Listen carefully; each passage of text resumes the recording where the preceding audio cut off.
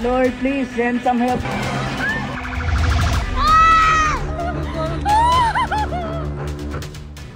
Gumuho ang ilang bahay sa Barangay Pulang Bato sa Bugo, Cebu. Kasunod po yan ng pagyanig ng magnitude 6.9 na lindol. Ikwinento ng isang residente roon ang kanyang karanasan sa kasagsagan ng lindol.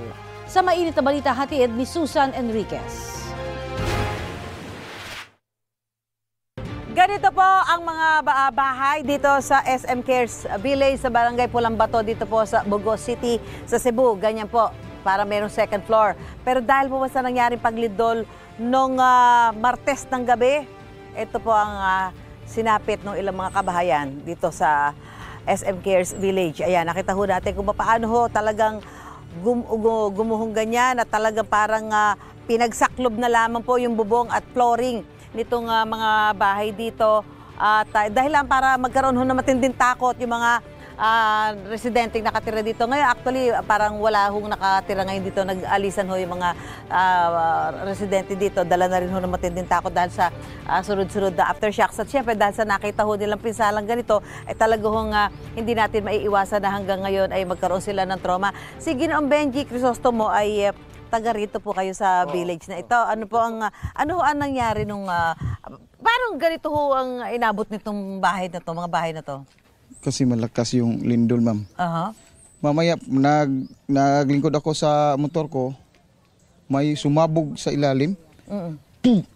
May parang pumutok. Sa ilalim, tapos pagtingin ko sa ibang unit, gumano na.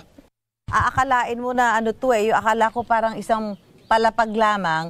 Yung pala may second floor ito. Oh, may second floor. Yung iba may second floor, yung iba wala na. Paano yung mga ano dito? Dito ba may nasawi na buntis daw?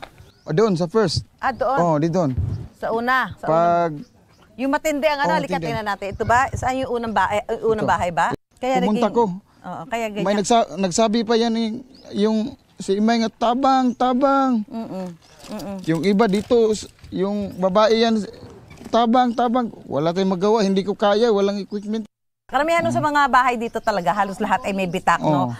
Gaya nung nakikita ho natin dito, mga ganyan. So, siguro kailangan ho yung ng mga eksperto dyan, yung mga engineer o mga building official para makapagsabi kung ito ho ay magiging ligtas pantirhan, may mga kailangan bang ayusin para matiyak ang kaligtasan ng mga titira muli at babalik dito sa kanilang mga tahanan na napinsala po nitong napakalakas na lindol nitong gabi ng September 30. So ngayon ay wala pa hong katiyakan kung kailan makakabalik yung mga nakatira dito sa SM Cares Village, lalo pa at nagkakaroon pa ho ng sunod-sunod na aftershock dito sa iba't ibang bahagi ng lalawigan ng Cebu. Susan Enriquez nagbabalita para sa GMA Integrated News.